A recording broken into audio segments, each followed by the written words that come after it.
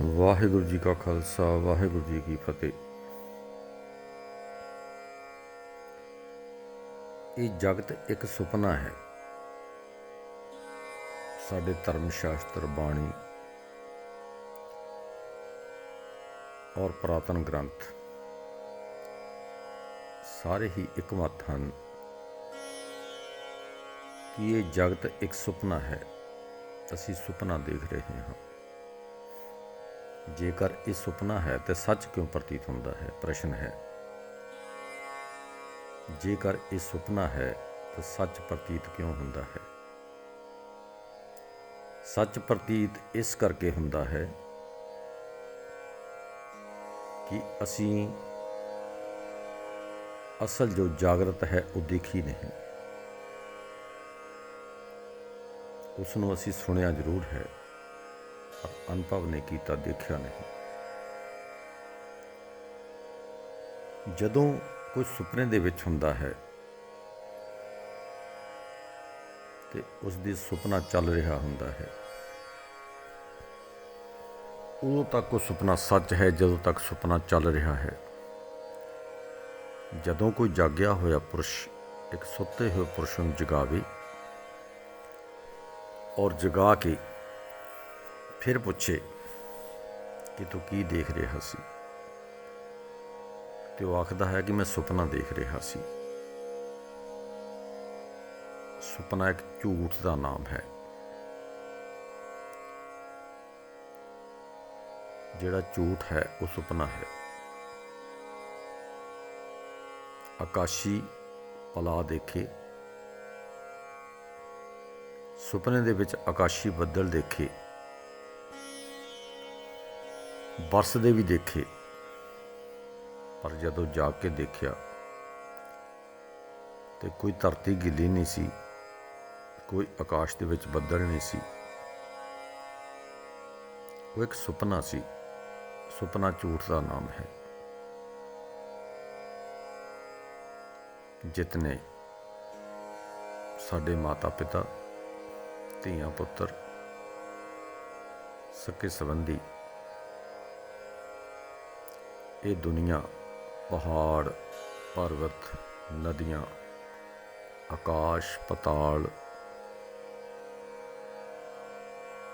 ਤਰ੍ਹਾਂ ਤਰ੍ਹਾਂ ਦੇ ਪਸ਼ੂ ਪੰਛੀ, ਜਿਤਨੇ ਵੀ ਅਸੀਂ ਦੇਖਦੇ ਹਾਂ ਸਾਰਾ ਸੁਪਨੇ ਦੇ ਵਿੱਚ ਹੈ। ਜੇਕਰ ਕੋਈ ਜਾਗੀ ਹੋਈ ਆਤਮਾ ਸਾਡੀ ਸੁੱਤੀ ਹੋਈ ਆਤਮਾ ਨੂੰ ਜਗਾਵੇ ਤਾਂ ਇਹ ਸੁਪਨਾ ਟੁੱਟੇ। ਪਰ ਜਿਤਨੀ ਆਬਾਦੀ ਮਨੁੱਖਾਂ ਦੀ ਇਸ ਸੰਸਾਰ ਦੇ ਵਿੱਚ ਹੈ, ਉਹ ਸਾਰੇ ਹੀ ਲੋਕ ਇਹ ਆਖ ਰਹੇ ਹਨ ਕਿ ਇਹ ਸੱਚ ਹੈ। ਜੋ ਅਸੀਂ ਜੀ ਰਹੇ ਹਾਂ, ਸਵੇਰ ਨੂੰ ਉੱਠਦੇ ਹਾਂ, ਲੰਗਰ ਪਾਣੀ ਛਕਦੇ ਹਾਂ, ਸਾਰਾ ਦਿਨ ਕੰਮ ਕਰਦੇ ਹਾਂ, ਪਰਿਵਾਰ ਦੇਖਦੇ ਹਾਂ, ਦੁਨੀਆਦਾਰੀ ਦੇ ਵਿੱਚ ਵਿਚਰਦੇ ਹਾਂ, ਰਾਤ ਨੂੰ ਆਪਣੇ ਘਰ ਆਉਂਦੇ ਹਾਂ, ਬੱਚਿਆਂ ਦੇ ਵਿੱਚ ਬੈਠ ਕੇ ਗੱਲਾਂ ਕਰਦੇ ਹਾਂ। ਇਹ ਇੱਕ ਸੱਚ ਹੈ। 99% ਲੋਕ ਇਹ ਆਖਦੇ ਹਨ ਕਿ ਇਹ ਸੁਪਨਾ ਨਹੀਂ ਹੈ, ਇਹ ਸੱਚ ਹੈ। ਇਹ ਸੁਪਨਾ ਉਦੋਂ ਲੱਗੇਗਾ ਜਦੋਂ ਬੰਦੇ ਦੀ ਮੌਤ ਹੋਵੇਗੀ,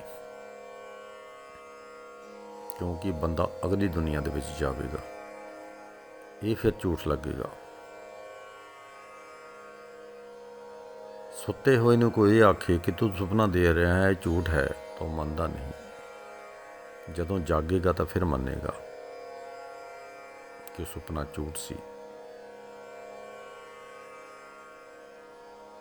ਪਰ ਇੱਕ ਛੋਟੀ ਗੱਲ ਨਹੀਂ ਹੈ, ਬਹੁਤ ਵੱਡੀ ਗੱਲ ਹੈ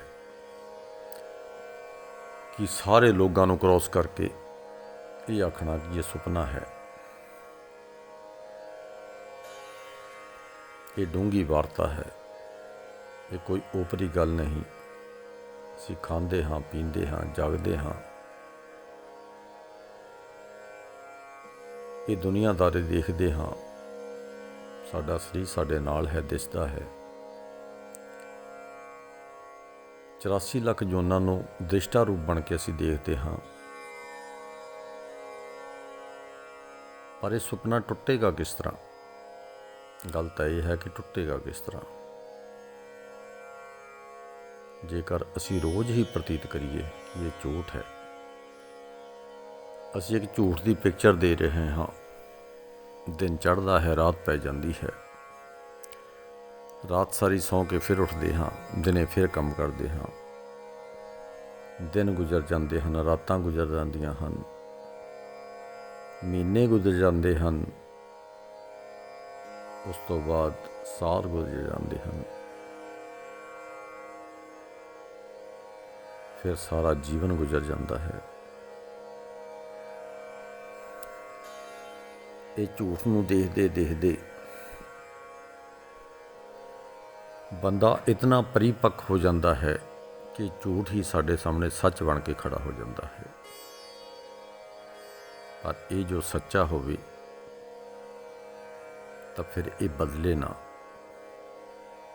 ਅੱਜ ਜੋ ਬੱਚਾ ਹੈ ਕੱਲ੍ਹ ਨੂੰ ਜਵਾਨ ਹੋਵੇਗਾ, ਫਿਰ ਬੁੱਢਾ ਹੋਵੇਗਾ, ਫਿਰ ਮੌਤ ਹੋਵੇਗੀ। The world is changeable। ਇਹ ਚੇਂਜ ਹੋਣੇ ਵਾਲੀ ਦੁਨੀਆ ਹੈ। ਸਵੇਰੇ ਕੁਛ ਹੈ, ਸ਼ਾਮ ਨੂੰ ਕੁਛ ਹੈ। ਸਵੇਰ ਨੂੰ ਸੂਰਜ ਚੜ੍ਹਦਾ ਹੈ, ਪਰ ਸ਼ਾਮਾਂ ਦੂਸਰੇ ਪਾਸੇ ਨੂੰ ਜਾਂਦਾ ਹੈ। ਸ਼ਾਮ ਨੂੰ ਸੂਰਜ ਅਸਤ ਹੁੰਦਾ ਹੈ ਤਾਂ ਪਰਛਾਵਾਂ ਦੂਸਰੇ ਪਾਸੇ ਲੰਬਾ ਹੋ ਜਾਂਦਾ ਹੈ। ਇਹ ਟਿਕਦਾ ਕੁਛ ਵੀ ਨਹੀਂ। ਜਿਹੜਾ ਅੱਜ ਇਸਤਰੀ ਹੈ ਉਹ ਪੁਰਸ਼ ਬਣ ਜਾਂਦਾ ਹੈ, ਜਿਹੜਾ ਪੁਰਸ਼ ਹੈ ਉਹ ਇਸਤਰੀ ਬਣ ਜਾਂਦਾ ਹੈ। ਦੇਵਤਾ ਮਨੁੱਖ ਬਣਦਾ ਹੈ, ਮਨੁੱਖ ਦੇਵਤਾ ਬਣਦਾ ਹੈ। ਅੰਧੇਰਾ ਪ੍ਰਕਾਸ਼ ਦੇ ਵਿੱਚ ਬਦਲਦਾ ਹੈ, ਪ੍ਰਕਾਸ਼ ਅੰਧੇਰੇ ਦੇ ਵਿੱਚ। ਇਹ ਸਾਰਾ ਕੁਝ ਚੇਂਜ ਹੋ ਰਿਹਾ ਹੈ। ਪਰ ਮਨ ਪਰਿਪੱਕ ਕਰਕੇ ਮਨ ਬੈਠਾ ਹੈ ਕਿ ਇਹ ਸੱਚ ਹੈ। ਮੌਤ ਆਉਣ ਤੋਂ ਪਹਿਲਾਂ ਪਹਿਲਾਂ ਜੇਕਰ ਅਸੀਂ ਇਹ ਪਰਿਪੱਕ ਕਰ ਲਈਏ ਕਿ ਇਹ ਝੂਠ ਹੈ। ਮੰਨ ਲਓ ਬੰਦੇ ਨੇ ਇਹ ਸੰਕਲਪ ਕੀਤਾ ਕਿ 1 ਘੰਟੇ ਲਈ ਮੈਂ ਇਹ ਜਾਣਨਾ ਹੈ ਕਿ 1 ਘੰਟੇ ਲਈ ਇਹ ਝੂਠ ਹੈ। 1 ਘੰਟੇ ਦੇ ਵਿੱਚ ਦ੍ਰਿਸ਼ਟੀ ਇਹ ਰੱਖਣੀ ਹੈ ਕਿ ਜਿਹੜਾ ਮੇਰੇ ਸਾਹਮਣੇ ਆਉਂਦਾ ਹੈ, ਜਿਹਨੂੰ ਮੈਂ ਦੇਖਦਾ ਹਾਂ, ਉਹ ਝੂਠ ਹੈ। ਇੱਕ ਝੂਠ ਦੀ ਪਿਕਚਰ ਮੇਰੇ ਸਾਹਮਣੇ ਆ ਰਹੀ ਹੈ। ਇਹ ਜਗਤ ਆਗਮਾ ਪਾਈ ਹੈ, ਜਾਣੇ ਆਉਣੇ ਵਾਲੀ ਚੀਜ਼ ਹੈ। ਕੋਈ ਕਿਸੇ ਨੂੰ ਜਾਣਦਾ ਨਹੀਂ। ਇੱਕ ਇਹੀ ਦੇਖ ਲਵੋ ਕਿ ਜੇਕਰ ਕਿਸੇ ਦੇ ਗਰੀਬੀ ਪੈ ਜਾਵੇ ਤੇ ਸਾਕ ਸੰਬੰਧੀ ਕੋਈ ਆਉਂਦਾ ਨਹੀਂ ਕਿ ਉਸਦੇ ਘਰ ਤਾਂ ਚਾਹ ਵੀ ਨਹੀਂ ਮਿਲਣੀ, ਤਾਂ ਜਾਣਾ ਕੀ ਕਰਨਾ ਹੈ। ਜੇਕਰ ਦੁਨੀਆ ਇੰਨੀ ਕੁ ਗੱਲ ਤੋਂ ਚੇਂਜ ਹੋ ਜਾਂਦੀ ਹੈ, ਗਰੀਬੀ ਤੋਂ ਚੇਂਜ ਹੋ ਜਾਂਦੀ ਹੈ, ਇਹ ਜਿਹੜਾ ਜਗਤ ਹੈ ਇਹ ਥਿਰ ਕਿਸ ਤਰ੍ਹਾਂ ਰਹੇਗਾ ਜਿਹਦੇ ਪਿੱਛੇ ਅਸੀਂ ਲੱਗੇ ਹੋਏ ਹਾਂ।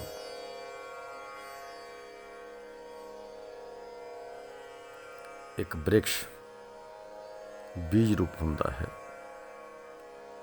ਧਰਤੀ ਦੇ ਵਿੱਚ ਬੀਜੋ ਅੰਕੁਰਿਤ ਹੁੰਦਾ ਹੈ। ਉਸ ਤੋਂ ਬਾਅਦ ਉਸ ਦੇ ਬ੍ਰਿਕਸ਼ ਦਾ ਆਕਾਰ ਬਣਦਾ ਹੈ।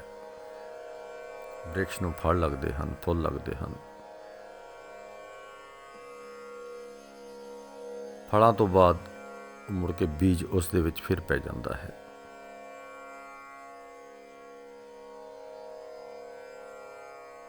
ਅਸਲ ਬੀਜ ਸੱਚ ਹੈ, ਜਿਹੜਾ ਵਿਚਲਾ ਰੂਪ ਹੈ ਉਹ ਝੂਠ ਹੈ। ਇਸ ਕਰਕੇ ਇਹ ਜੋ ਜਗਤ ਹੈ ਇਹ ਸੁਪਨਾ ਹੈ, ਝੂਠ ਹੈ। ਜੇਕਰ ਅਸੀਂ ਦ੍ਰਿੜ ਨਿਸ਼ਚਾ ਕਰਕੇ ਦੇਖੀਏ ਤਾਂ ਸਾਡਾ ਦ੍ਰਿਸ਼ਟੀ ਹੀ ਪਲਟ ਜਾਵੇਗੀ, ਦ੍ਰਿਸ਼ਟੀ ਬਦਲ ਜਾਵੇਗੀ।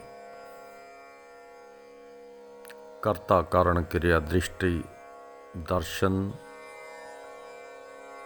ਦ੍ਰਿਸ਼ਟਾ ਤੇ ਦ੍ਰਿਸ਼।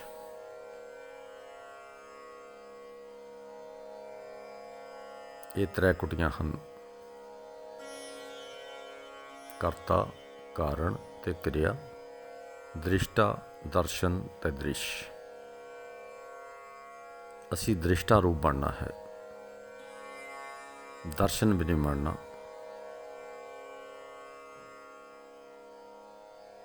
ਤੇ ਦ੍ਰਿਸ਼ ਵੀ ਨਹੀਂ ਬਣਨਾ। ਜਦੋਂ ਅਸੀਂ ਦ੍ਰਿਸ਼ਟਾ ਬਣਾਂਗੇ ਤਾਂ ਅਸਲ ਗੱਲ ਸਮਝ ਆ ਜਾਵੇਗੀ।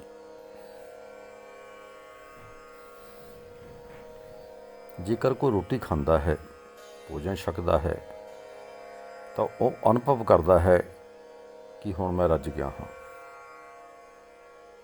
ਉਹ ਅੰਤਰਦ੍ਰਿਸ਼ਟੀ ਦਾ ਕੌਣ ਮਾਲਕ ਹੈ?